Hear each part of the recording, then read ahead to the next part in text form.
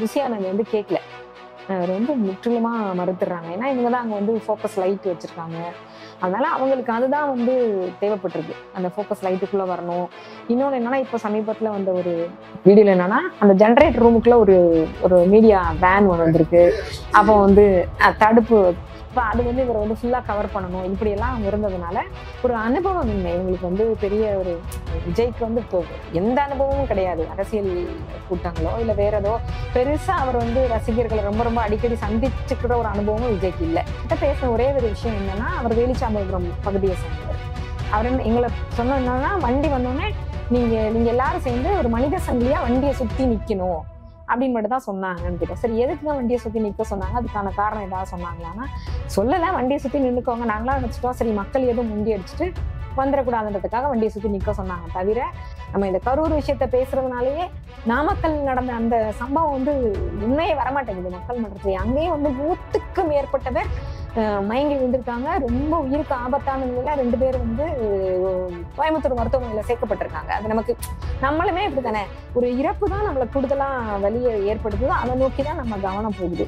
நாங்க கூட இங்கேருந்து போறதுக்கு முன்னாடி என்ன நினைச்சிருந்தோம்னா, அந்த 41 பேர் இறந்து போயிட்டாங்கன்னா அந்த மொத்த கூட நெரிசல்ல வந்து இறந்து போயிட்டாங்க, இவ்வளவு பேர் இறந்து போயிட்டாங்க அப்படின்னு. ஆனா அங்க போனதுக்கு அப்புறம் தான் எங்களுக்கு எங்களுக்குள்ள ஒரு புரிதல் என்ன வந்ததுன்னா, வாய்ப்பு இருந்தால் இந்த ரேசர் பே கியூஆர் கோடுக்குள்ள நீங்கள் வந்து அதை ஸ்கேன் பண்ணி எங்களுக்கு உங்களால் இயன்றதை விருப்பம் இருந்தால் ஆதரவு தெரிவிக்கலாம். அரண் செய்திகளுக்கு வணக்கம். நான் மதுரை உலகன். இன்று நமது சிறப்பு விருந்தினர் மனிதி செல்வி அவர்கள். நிறைய விஷயங்கள் விவாதிக்க இருக்கிறோம், அவரை வரவேற்கலாம்.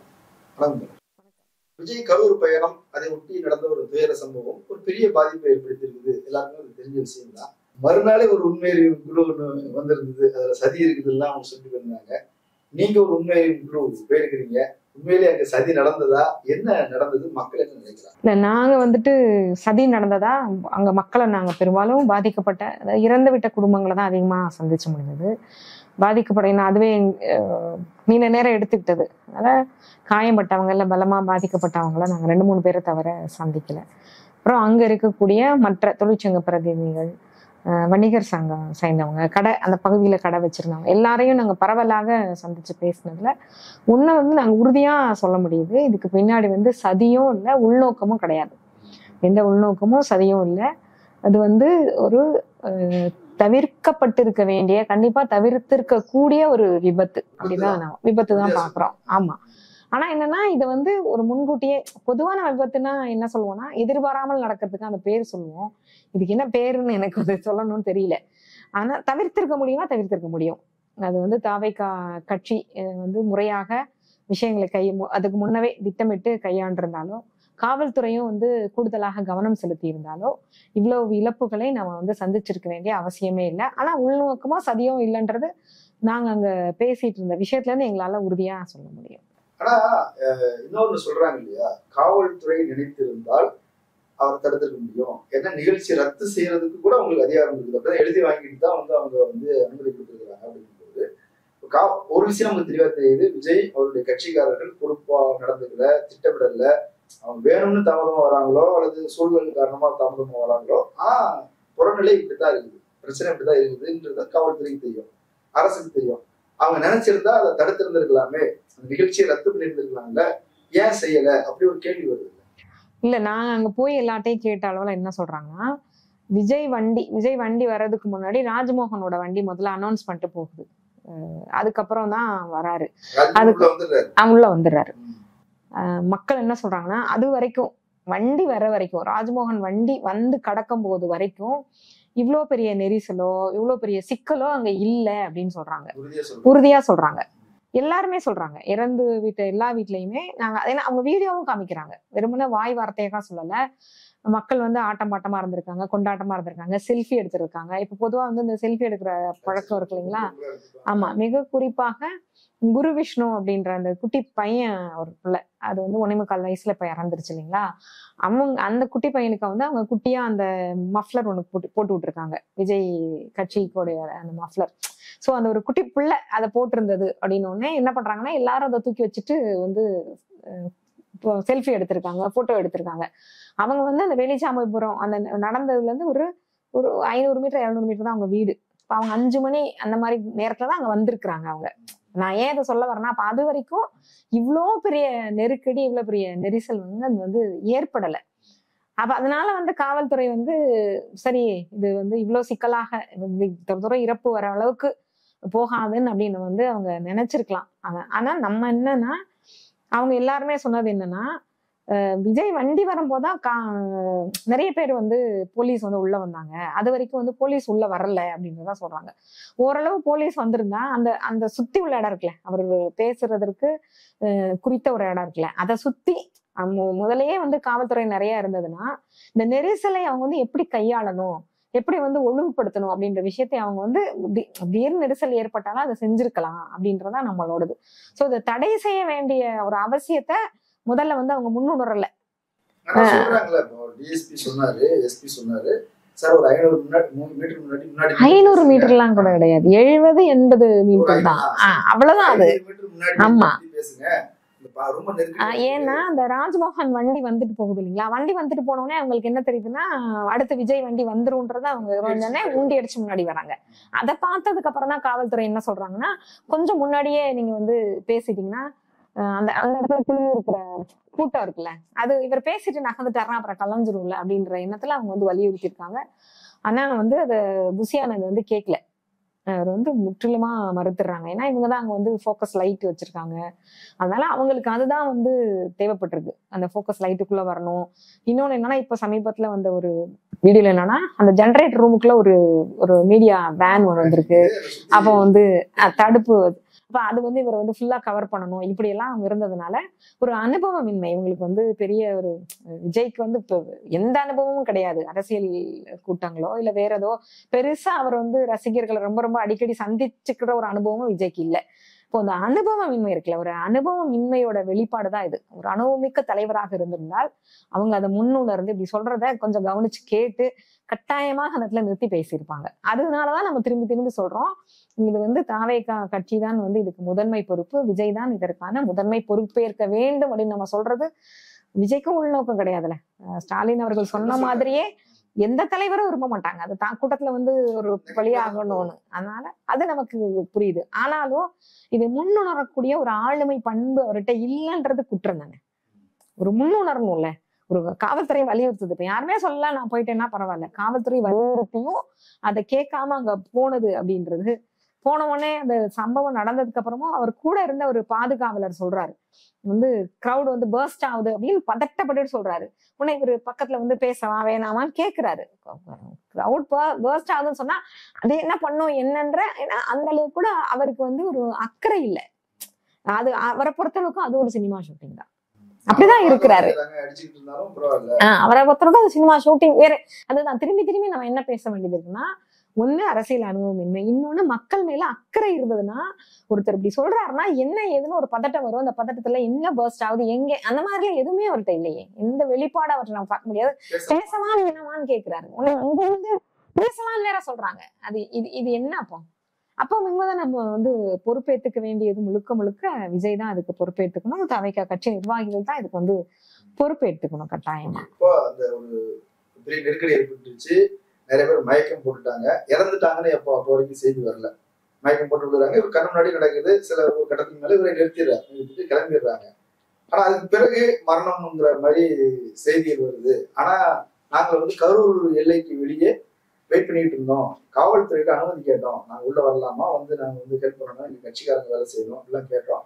காவல்துறை வந்து எங்களை வந்து மிஸ்லீட் பண்ணிட்டாங்க, நீங்க உள்ள வந்தா கலவரம் வந்துடும் அப்படின்னு சொல்லி பயமுறுத்தி எங்களை வெளியே வச்சுட்டாங்க. ஆனா இப்போ எங்களை பத்தி ஒரு நெகட்டிவான ஒரு தாட்ஸ் உருவாயிருச்சு, நாங்க ஓடி போயிட்டோம், ஓடுகாடி, பொறுப்பு இல்லாதவங்க, தலைமை பொறுப்பு இல்லாதவங்க, இப்படி நீதிமன்றமே சொல்ற அளவுக்கு வந்து காரணம் எல்லாமே போலீஸ் தான், திட்டமிட்டு எங்களை ஏமாத்தி சிக்க வச்சிருக்கிறாங்க, இப்படி ஒண்ணு சொல்றாங்க இல்லையா. இதை பத்தி மக்கள் என்ன சொல்றாங்க? இல்ல மக்கள் என்ன சொல்றாங்கன்னா, அவங்க நியாயமான ஒரு கேள்வி கேட்கறாங்க. நீ கரூருக்குள்ள வர வேண்டாம், திருச்சியில இருந்திருக்கலாம்ல, விஜய் காத்திருந்திருக்கலாம், நிர்வாகிகள் காத்திருந்திருக்கலாம், குறைஞ்சபட்சம் செய்தியாளர்கள் கேட்கிறாங்க, அங்க உங்களுக்கு என்ன நெருக்கடி வந்துருது, அங்க எந்த காவல்துறை வந்து உங்களை தடுக்குது, விஜய்கிட்ட ஒரு கேள்வி கேட்கிறாங்க. குறைஞ்சபட்சம் அவர் வந்து செய்தியாளர்கள் என்பது மக்களுக்கும் இந்த தாவேகா கட்சி நிர்வாகங்களுக்கான ஒரு ஊடகம் எழுந்தானே, அவர் அதுல வந்து பொறுப்பா பதில் சொல்லியிருக்கலாம்ல. அந்த பதில கூட அவர் சொல்றதுக்கு தயாரா இல்லாம அப்ப நம்ம என்ன சொல்ல முடியும் அவரை, அதுல இருந்து ஓடி போறாங்க சொல்லணும்ல. பொறுப்பாக நின்று சொல்லணும்ல. உங்களுக்கு இது இப்படியே எடுத்துக்குவோம். அதாவது இது இது உண்மையா பொய்யான்னு கூட போக வேணாம். ஆமாங்க காவல்துறை உள்ள விடலன்னு வந்து தாவேகா சொல்லுகிற அந்த கூற்றை நம்ம அப்படியே கூட ஏத்துக்கலாம். ஆனா நம்ம மக்கள் கேட்கிற கேள்வி என்ன அப்படின்னா, நீங்க வந்து குறைஞ்சபட்சம் அந்த விமான நிலையத்துல உங்ககிட்ட சந்திச்ச அந்த ஊடகர்கள்ட்டையாவது நீங்க வந்து சொல்லியிருக்கணும்ல, ஆமாங்க ஒரு மிகப்பெரிய ஒரு துயரம் நடந்துருச்சு, எனக்கு ஏதாவது ஒண்ணு சொல்லணும்ல. ஒண்ணுமே சொல்லாம நீங்க வந்து அதை புறக்கணிச்சுட்டு போறது அப்படின்றது வந்து இதை நீங்க நினைச்சு பாத்தீங்கன்னா நமக்கு அவங்க மேல நம்பிக்கை இல்லாமதான் போகுது. விமான நிலைய ஊழியர்களோட எடுத்துக்கிறாங்க. அதெல்லாம் வெளில வந்துருச்சு உங்களுக்கு. அதெல்லாம் மக்கள் கவனிச்சுட்டு தானே இருக்கிறாங்க. அத நீங்க வந்து முன்னாடி மாதிரி கிடையாது. இன்னைக்கு எல்லா விஷயங்களும் ஏதோ ஒரு இடத்துல ஒரு குறைஞ்சபட்சம் ஒரு 40-50% ஏதோ ஒரு இடத்துல வந்து ஊடகங்கள்ல வெளியில வந்துருது கொஞ்சம் கொஞ்சமா. இன்றைக்கு நாட்டில் ஒரு நாள் நமக்கு ஒரு நாளும் கிடைக்கிற செய்தி மேலும் மேலும் கிடைக்கிற செய்தி எதை உறுதிப்படுத்துதுன்னா, தாவேகா கட்சியினுடைய அந்த பொறுப்பின்மையை உறுதிப்படுத்துது. இன்னொரு விஷயம் என்னன்னா, நாங்க போய் அங்க பார்த்த அளவுல யாருமே வந்து ஒரு விஜய் வந்து ஒரு தாவேகா கட்சியினுடைய தலைவர், இது ஒரு கட்சி அப்படின்ற அடிப்படையில அவங்க வரல. எல்லாருமே நாங்க சந்திச்ச நடிகரை பார்க்க வேண்டும்ன்ற ஒரு ரசிக மனப்பான்மையோட தான் வந்து அங்க வந்து குழுமி இருந்திருக்காங்க. ஏன்னா எந்த இடத்துலயும் வந்து ஒரு பொறுப்பாளர்கள் அவங்கள வந்து அழைச்சிட்டு வரல. பொதுவா கட்சி கூட்டம்னா அந்த பகுதி பொறுப்பாளர்கள் ஏதோ ஒரு இடத்துல அவங்களுக்கு ஒரு பொறுப்பு ஏத்துக்குவாங்க. அந்த மாதிரி எதுவுமே இது நடக்கல. வந்து இது வந்து விஜய் என்ற ஒரு அந்த கதாநாயக பிம்பத்தை நேர்ல சந்திச்சிடணும் அப்படின்னு பாக்குறதுக்காக வந்த கூட்டம் தான் அது. அதனாலதான் அவங்களுக்குள்ளேயும் அவங்களுக்கு அதை வந்து ஒரு நெரிசலோ ஏதோ ஒண்ணு. ஏன்னா இதுக்கு முன்னாடி அவங்க வந்து ஒரு அரசியல் நிகழ்வுக்கு போன ஒரு அனுபவம் இல்லை. ஒரு குறிப்பான ஒரு பொறுப்பாளர் கீழே அவங்க வந்து அழைச்சிட்டு வரப்படல. ஒரு கூட்டமா எப்பயுமே ஒரு கூட்டம் நடக்குது அப்படின்னா இப்போ இந்த வார்டு பொறுப்பாளர்ல இருந்து நகர மாவட்ட பொறுப்பாளர் வரைக்கும் உட்கார்ந்து பேசுவாங்க. எந்த இடத்துல கூட்டம் நடக்குது, எப்படி நம்ம இது போறோம், யார் யார் என்ன பொறுப்பெடுத்துக்கிறீங்க அப்படின்ற விஷயங்கள்லாம் வந்து பேசப்பட்டிருக்கோம். இங்க அந்த மாதிரி நாங்க கேட்கிறோம். தாவேகா கட்சியை சார்ந்த ஒருத்தரை நாங்க பாக்குறோம். அவர் வந்து பாதிக்கப்பட்டிருந்தாரு, அதுல பாதிக்கப்பட்டிருக்கிறாரு. அவர்கிட்ட கேட்கிறோம். ஆக்சுவலா அவர் வந்து அவர் அதிமுக கட்சியில உறுப்பினரா இருந்திருக்கிறாரு. விஜய் ரசிகர் மன்றத்துல இருந்திருக்கிறாரு. கட்சி ஆரம்பிச்சோன்னே ரசிகர் மன்றம் ஒட்டுமொத்தமா கட்சிக்கு போயிடுறாங்க. அவர் அந்த மாதிரிலாம் எங்களெல்லாம் பேசவே இல்லை. எங்ககிட்ட பேசின ஒரே ஒரு விஷயம் என்னன்னா, அவர் வேலிச்சாம்பரம் பகுதியை சேர்ந்தவர். அவர் எங்களை சொன்ன என்னன்னா, வண்டி வந்தோடனே நீங்க எல்லாரும் சேர்ந்து ஒரு மனித சங்கிலியா வண்டியை சுத்தி நிக்கணும் அப்படின்னு மட்டும் தான் சொன்னாங்கன்னு கேட்டோம். சரி எதுக்குங்க வண்டியை சுத்தி நிக்க சொன்னாங்க, அதுக்கான காரணம் ஏதாவது சொன்னாங்களான்னா சொல்லல. வண்டியை சுத்தி நின்னுக்கோங்க, நாங்களாம் நினைச்சிட்டோம் சரி மக்கள் எதுவும் முண்டி அடிச்சுட்டு வந்துடக்கூடாதுன்றதுக்காக வண்டியை சுத்தி நிக்க சொன்னாங்க. தவிர எந்த நிர்வாகியையும் யாருமே வந்து கட்சி நிர்வாகிகளோ யாருமே வந்து பேசவே இல்லை. கூட்டம் எப்படி நடக்க போகுது, அதிகமான கூட்டம் வந்து அதை என்ன பண்ண போறோம் அப்படின்றத பத்தி எதுவுமே வந்து உரையாடிக்கல இல்லை அப்படின்றது நமக்கு தெரிய வருது. அப்போ அது இதெல்லாமே என்னன்னா, இதெல்லாம் முன்கூட்டியே திட்டமிடணும். ஏன்னா இது முதல் முறை நடக்கல. ஒரு முறையும் அவர் எங்கெல்லாம் போறாரோ அங்கெல்லாம் வந்து கூட்டம் அதிகமாகுது. இப்படி நெரிசல்ல இறந்து போகல, மற்றபடி மயக்கம் போட்டு விழுந்திருக்காங்க, வர வழியில வந்து விபத்துல இறந்து போயிருக்காங்க, மின்சாரம் தாக்கி இறந்து போயிருக்காங்க. கொஞ்சம் நேரம் முன்னாடி நீங்க நாமக்கல், நம்ம இந்த கரூர் விஷயத்த பேசுறதுனாலயே நாமக்கல் நடந்த அந்த சம்பவம் வந்து உண்மையே வரமாட்டேங்குது மக்கள் மன்றத்துல. அங்கேயும் வந்து 100க்கு மேற்பட்ட பேர் மயங்கி விழுந்திருக்காங்க. ரொம்ப உயிருக்கு ஆபத்தான நிலையில 2 பேர் வந்து கோயம்புத்தூர் மருத்துவமனையில சேர்க்கப்பட்டிருக்காங்க. அது நமக்கு நம்மளுமே இப்படித்தானே, ஒரு இறப்பு தான் நம்மள கூடுதலா வலியை ஏற்படுத்துது, அதை நோக்கிதான் நம்ம கவனம் போகுது. இப்ப இதெல்லாம் வந்து நடந்திருக்குது இல்லையா. அப்போ அதுக்கப்புறமா இவங்க வந்து காவல்துறை சொன்னதை கேட்டிருக்கணும். வந்த வழியுமே தவறான ஒரு வழியாதான் இருக்குது. ராங் ரூட்ல தான் வந்திருக்காங்க. இடதுபுறம் வந்து யூட்டர்ன் பண்ணி திரும்ப வேண்டியவங்க நேரா வந்ததுமே இந்த விபத்துக்கு காரணம் அப்படின்றதான் நாம எதுவுமே காவல்துறையிட்ட மட்டுமோ கேட்டுட்டோ இல்ல அரசு சார்பானவங்ககிட்ட கேட்டோ இல்ல, மக்கள் தான் நமக்கு வந்து எல்லாத்தையும் சொல்றாங்க. நேரா இப்படி இடது பக்கம் வந்து இப்படி திரும்ப யூட்டர்ன் பண்ணி திரும்ப இருந்தோம் இப்படி ஒரு நெரிசல் ஏற்பட்டிருக்கு. அது இப்படி நேரா வந்தோடனே அந்த பகுதியெல்லாம் பின்னாடி போறாங்க. பின்னாடி இருக்க மக்கள் வண்டி வச்சே முன்னாடி வராங்க. பெரிய நெருக்கடி ஆகுது. நெருக்கடி ஆனவுடனே மேல கூரை மேல ஏறுறாங்க, ஹாஸ்பிட்டால்ஸ் சிதறி விழுகுது. அதுல வந்து தான் நிறைய பெண்கள் குழந்தைகள்லாம் வந்து எவ்வளோ பெரிய ஒரு கொடூரம் நடந்திருக்கு. சரி இப்போ ஓகே, நீங்க உள்நோக்கம் இல்லை, சதி இல்லை, ஓகே உங்களால் நீங்களே கலங்கி போயிட்டீங்கன்னு வச்சுப்போம். ஒரு சம்பவம் நடந்த உடனே கலங்கிட்டேன்னா இப்ப வரைக்கும் என்ன நடந்தது? இன்னைக்கு வரைக்கும் அவர்கள் எதை தனக்கான கட்சிக்காரர்கள் வந்து மறுபடியும் எல்லா குடும்பத்தையும் பார்த்து பேசியிருக்கிறாங்க. 20 லட்சம் ரூபாய் நிதி தரேன்னு சொல்லியிருக்கிறாங்க. ஆமா, மாதம் 5000 ரூபாய் பராமரிப்புக்கு 20 ஆண்டுகளுக்கு தரேன்னு சொல்லியிருக்கிறாங்க. வீட்டுல உள்ள பிள்ளைகளை வந்து படிக்க வைக்கிறதுக்கு நாங்களே அந்த குடும்பங்களை வந்து தத்தெடுத்துக்கிறோம் அப்படிலாம் சொல்லியிருக்கிறாங்க. விஜய் வந்து வீடியோ கால்ல பேசின விஷயம் என்ன பேசினாரு? என்ன பொறுப்பு எடுத்துக்கிட்டாரு? இப்ப உங்க ஒரு நாடு செல்ல செல்ல அந்த ஒரு பொருளாதார உண்மையிலேயே அது வரவேற்கிற வேண்டிய விஷயம்தான். ஒரு உயிரிழப்புக்கு இப்போ என்ன பணம் கொடுத்தாலும் ஈடாகாதுதான். ஆனா வேற என்ன பண்ண முடியும்? அதை நம்ம வந்து அறிவியல் அதுதான். இழந்து விட்ட உயிரை எந்த காரணத்தை மட்டும் நம்மளால மீட்க முடியாது. அப்ப அதுக்கு குறைஞ்சபட்சம் அவர் மேற்கொண்டிருந்த நிவாரணம் என்பது வந்து நம்ம அதை வந்து கட்டாயமா வரவேற்கும். அது போதுமா போதலையா அது சரியா அதெல்லாம் வேற. ஆனா நடந்து முடிஞ்ச இந்த விஷயத்துக்கு என்ன பொறுப்பு எடுத்துக்கிட்டாரு? இன்னும் வரைக்கும் அவங்க சொல்றது என்னன்னா, எங்க மேல தப்பு இல்ல, எங்க மேல தப்பு இல்ல அப்படின்னு தான் சொல்றாங்க. அதுதான் சொல்றாங்க. இன்னொரு ஒரு பக்கம் என்னன்னா, காவல்துறை என்ன சொல்றாங்கன்னா 10,000 பேர் வருவாங்கன்னு சொல்லியிருந்தாங்க. ஆனா நாங்க 20,000 பேர் வருவதாக வந்து எங்களால கணிக்க முடிஞ்சது அப்படின்னு சொல்றாங்க. நம்ம காவல்துறையிட்ட மீண்டும் அவங்க கிட்ட ஒரு கேள்வி நமக்கு என்ன இருக்குன்னு சொல்லி பாத்தீங்கன்னா, அவங்க குறிப்பிட்ட 5 இடங்கள் வந்து கேட்டிருக்காங்க. அந்த 5 இடத்துலயும் நாங்க வந்து போய் பார்த்தோம். ஏன்னா இந்த காவல்துறை தான் எங்களுக்கு தரல அப்படின்னு சொன்னது. இவங்கதான் இந்த இடமும் கேட்டிருக்காங்கண்ணா. நான் முதல்ல ஒரு 3 இடம் கேட்ட இடம், இந்த லைட் ஹவுஸா இருக்கட்டும், உழவர் சந்தை, மார்க்கெட்டா, எல்லாமே இதை விட நெருக்கடி மிகுந்த இடம். அந்த மக்கள் இதை விட இன்னும் மோசமான நெருக்கடி ஏற்பட்டிருக்கும். இதுவாது வந்து ஒரு அகலமான சாலை, இவர் இந்த இடத்துல நின்னா இந்த பக்கத்துல இருந்து மக்கள் அவரை பார்க்க முடியும். அதனாலதான் இந்த இடத்த வந்து வெளிச்சாமிரத்தை கொடுத்துருக்காங்க. மத்த இடம்லாம் என்னன்னா ஒரு பக்கத்துல இருக்கவங்க இடத்துல பார்க்க முடியுற மாதிரி ஒரு சூழல் தான் மத்த இடத்துல எல்லாம் இருந்தது. அப்போ இந்த தேர்ந்தெடுத்த இடம் என்பது சரியான இடம் தான். அது வந்து தவறு, காவல்துறை அதுல தான் தவறு செய்யல. 30,000 பேர் வந்தா கூட அந்த இடத்துல வந்து தாங்கக்கூடிய இடம் தான். அதாவது எண்ணிக்கை 10,000 கேட்டிருந்தாங்க, 20,000 30,000 எண்ணிக்கை 30,000 சொல்றாங்க. நமக்கு அங்க கிடைச்ச தகவல் 25ல இருந்து 28. ஓகே, 2,000 3,000 ஒன்னும் பெரிய சிக்கலுக்குரிய எண்ணிக்கை இல்ல. ஆனா நீங்க அந்த சாலையை பாத்தீங்கன்னா 30,000 எண்ணிக்கையெல்லாம் பெரிய சிக்கலான இடம் இல்ல.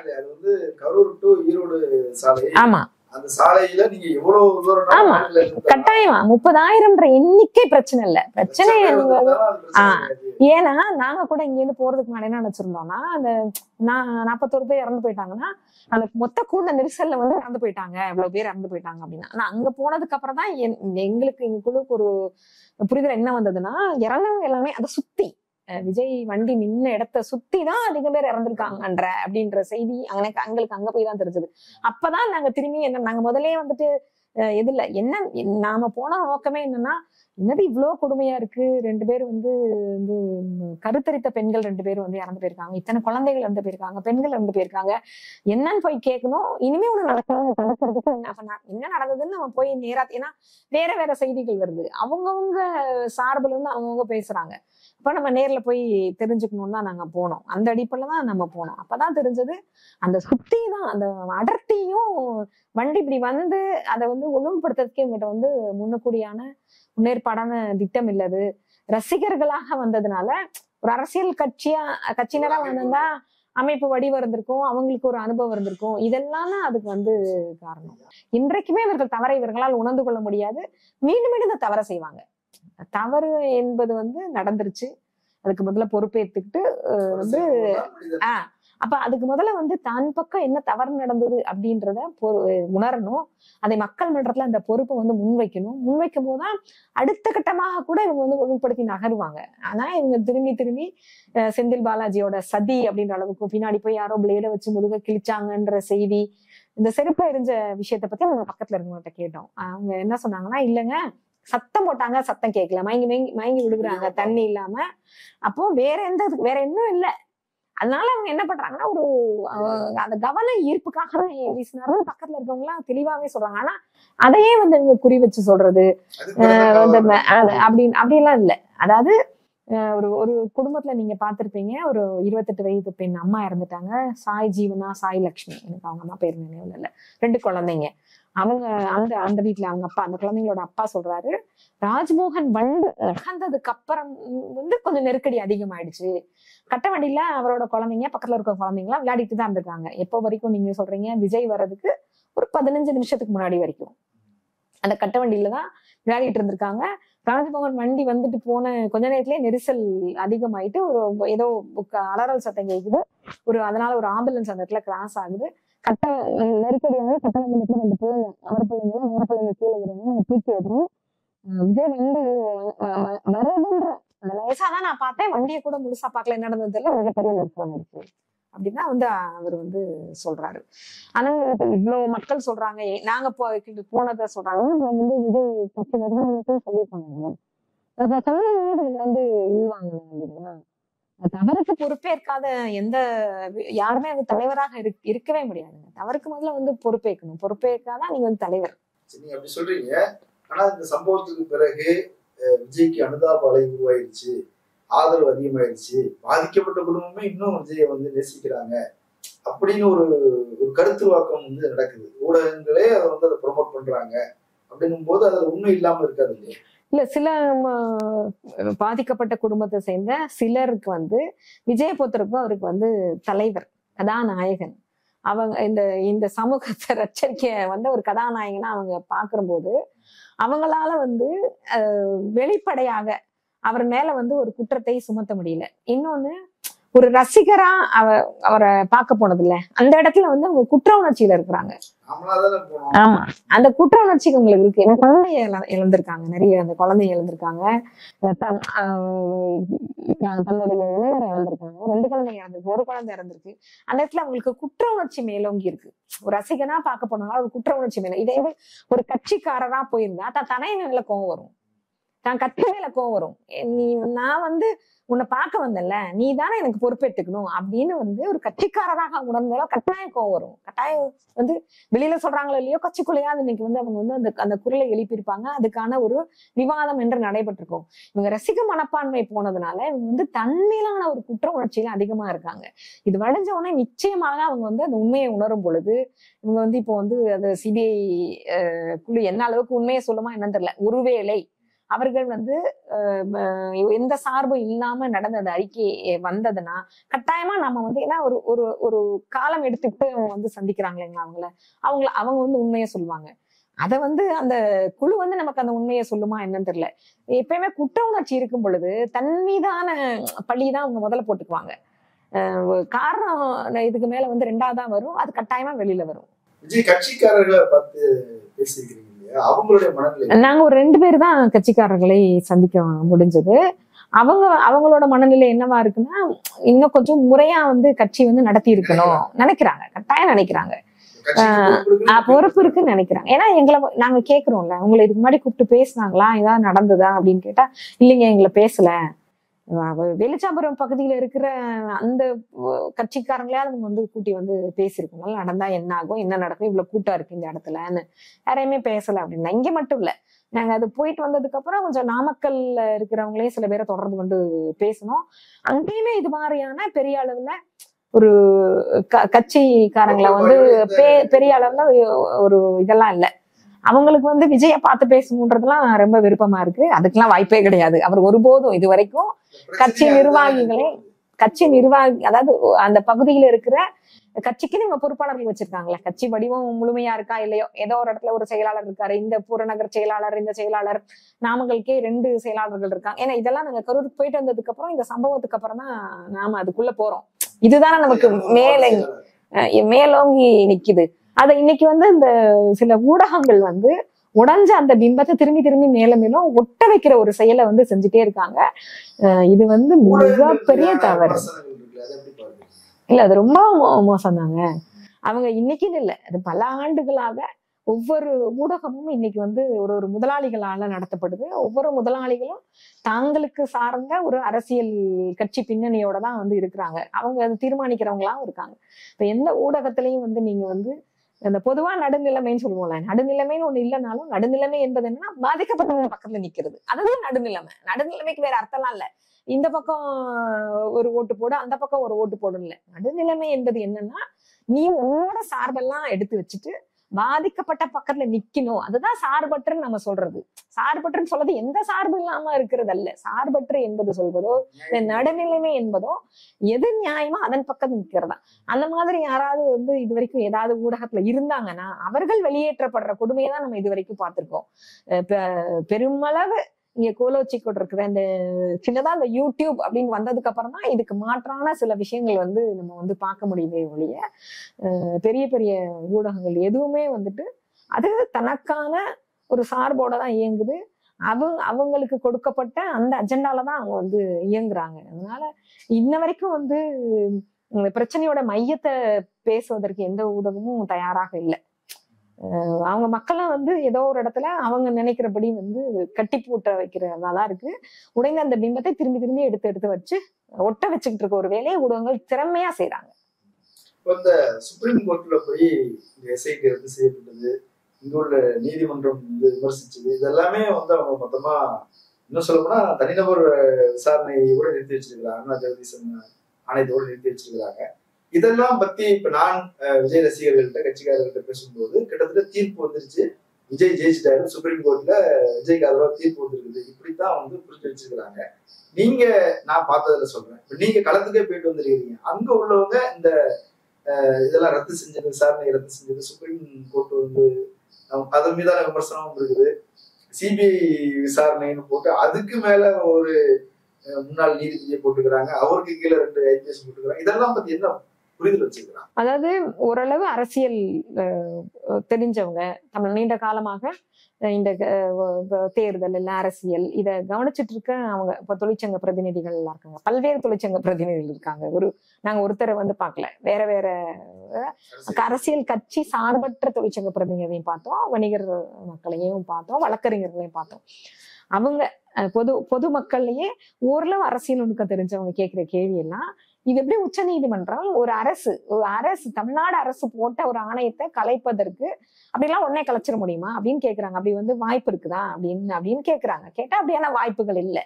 உண்மையிலே வந்து உச்ச நீதிமன்றம் உன்னை வந்து கடுமையா சாடுதுல்ல, சென்னை உயர் நீதிமன்றத்தை என்ன சாடுது, நீ எப்படி இப்படி எல்லாம் கேட்ப, அது மதுரையில நடந்துட்டு இருக்குது, நீ எப்படி இப்படிலாம் பண்ணுவ, உனக்கு என்ன இந்த நீ வந்து இப்படிலாம் பேசுறதுக்கு உனக்கு எந்த உரிமை? நம்ம என்ன கேட்கிறோம்னா, அப்ப அதே உச்ச நீதிமன்றத்துக்கு ஒரு தமிழ்நாடு அரசு அமைத்த ஒரு நபர் ஆணையத்தை ஒத்த வரியில கலைக்க சொல்வதற்கு இந்த உச்ச நீதிமன்றத்துக்கு என்ன உரிமை இருக்கு?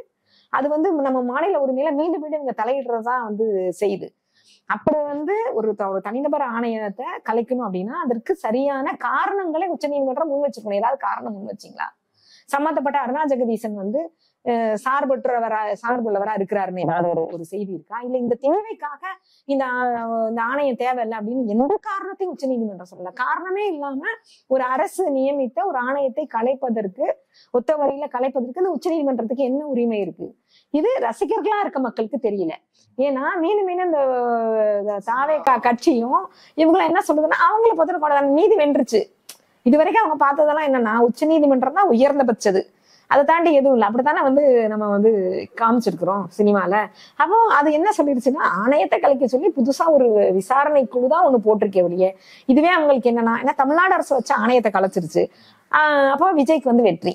ஏன்னா இவங்களும் வந்து நீதி வென்றது, அறம் வென்றது அப்படின்னு இவங்களுமே, அதாவது ரசிகர்களுக்கு தெரியாது, சாமானிய அரசியல் புரிதல் இல்லாத மக்களுக்கு தெரியாது இது. ஆனா தாவேகா கட்சிக்கு தெரியும்ல, இவருக்கு தெரியும்ல, புஷியானந்துக்கு தெரியும்ல, அதவர்ஜனாக்கு தெரியும்ல, இது என்னங்க ஒரு ஆணையம் தானங்க, இந்த ஆணையத்தை வேணான்னு சொல்லி நோட தானே போட்டிருக்கு, இதுல எங்க வந்து நீதி வென்றது, இதுல எங்க தர்மம் வென்றது அப்படின்னா அதெல்லாம் இல்ல. திரும்பியும் அவங்க இந்த மாதிரியான வார்த்தை மயக்கங்கள் மூலமா மக்களை வந்து ஏமாத்துற வேலையை தான் இப்பயும் செய்யறாங்க.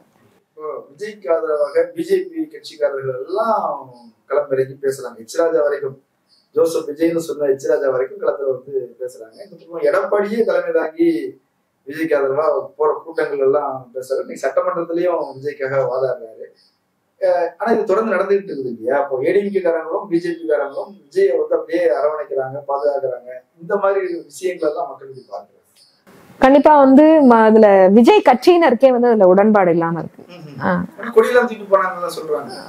அது இந்த ஏதாவது இவங்க இருக்காங்க இல்லைங்களா, நேரடியாக மாவட்ட நிர்வாகத்தோட தொடர்பு உண்டு சில பேர் இருக்காங்கல்ல, வட்ட செயலாளரா ஒருத்தர் இருப்பாரு, தலைவரா ஒருத்தர் இருப்பாரு, அவங்க வேணா அதை வந்து எடுத்துட்டு போயிருப்பாங்க. ஆனா விஜய் ரசிகர்களாக இருக்கக்கூடியவர்களுக்கு அதுல விருப்பம் இல்லை. ஏன்னா அவங்கள பொறுத்தவரைக்கும் 2026 தன்னுடைய தலைவன் முதலமைச்சர் ஆகணும்.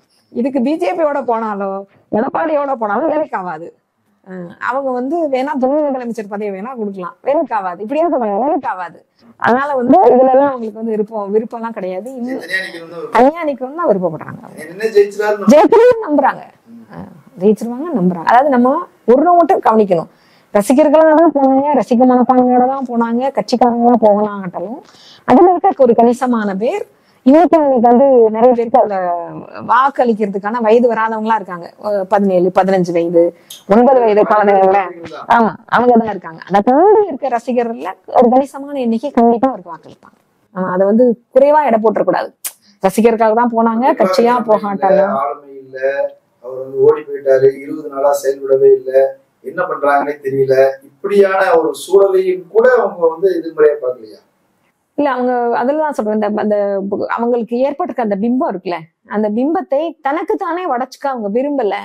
இந்த உளவியலை வந்து நம்ம கண்டிப்பா வந்து பார்க்கணும். ஆமா, அதுதான் இது. தமிழ்நாட்டுல 3வது அணியை ஒன்றை உருவாக்குவதற்கு பல பேர் வந்து தலையால தண்ணி குடிச்சாலும் இன்ன வரைக்கும் அது வந்து சாத்தியம் இல்லாம தான் இருக்கு. இதுக்கும் சாத்தியப்பாடு வந்து குறைவுதான். ஏன்னா அதற்கான ஆளுமை வந்து விஜய் கிட்ட இல்லை. அந்த ஆளுமை விஜய் கிட்ட இல்லை. இருந்திருந்தா ஒருவேளை கொஞ்சம் விரைவா ஒரு 3வது அணி உருவாகும்னு நம்ம சொல்லலாம். அந்த ஆளுமை விஜய் கிட்ட இல்லை. ஆனா இன்னைக்கு விஜய், நாளைக்கு யாரா வேணா இருக்கலாம். ஏன்னா மக்கள் தான் நமக்கு முக்கியம். உண்மையா இல்லாததுன்றது இன்னைக்கு நடக்கல. கண்டிப்பா விஜயால பெரிய அளவுல இந்த இதை கூடிய விரைவில் ஒரு 3வது அணியா நகர முடியாது. அந்த தலைமை பண்பு இல்லைன்னு நமக்கு தெரிஞ்சு போச்சு. ஆனா இன்னைக்கு விஜய்லாம் நாளைக்கு இன்னொருத்தர் வரலாம். நம்ம கவனம் செலுத்த வேண்டியது யாருன்னா மக்களுடைய மனம் எப்படி இருக்கு, அவங்கள நம்ம இன்னும் வந்து அரசியல்படுத்த வேண்டிய விஷயங்கள் என்னென்னவாக இருக்குது. அதனால எங்க கோரிக்கையில நம்ம மிக முக்கியமா என்ன வச்சிருக்கோம் அப்படின்னா, மாணவ பருவத்துல இருந்தே, தொடக்க பள்ளியில இருந்தே நீங்க அளவு கல்வி வரைக்கும் வந்து அரசியல் பாடம் என்பது வந்து மிக அவசியமான ஒரு பாடத்திட்டமாக சேர்க்கணும். அந்த தேர்தல்கள் முறையாக வந்து நடத்தப்படணும் அப்படின்றதுதான் வந்து அது வந்து ரொம்ப ரொம்ப அவசியம். அதை வந்து சண்டை பிரச்சனை வருதுன்றதுக்காக ஒரு விஷயத்த, சண்டை பிரச்சனை வருதுன்றதுக்காக நாளைக்கு எந்த கூட்டமும் நம்ம நடத்தாம விட்டுருவோமா? 41 பேர் இறந்து போயிட்டாங்கன்றதுக்காக மக்களை அந்த எப்படி வந்து ஒழுங்குபடுத்தணும், எப்படி அதை வந்து முறைப்படுத்தணும்ன்ற விஷயத்துக்குள்ளதான் போவோம். அப்போ மாணவர்களை அரசியல்படுத்துவதும் தேர்தல்களை முறையாக, ஏன்னா அதெல்லாம் வந்து பயில்வாங்க. ஒரு விஷயம்னா என்ன, தேர்தல்னா என்ன, போட்டினா என்ன, தலைமை பண்புனா என்ன.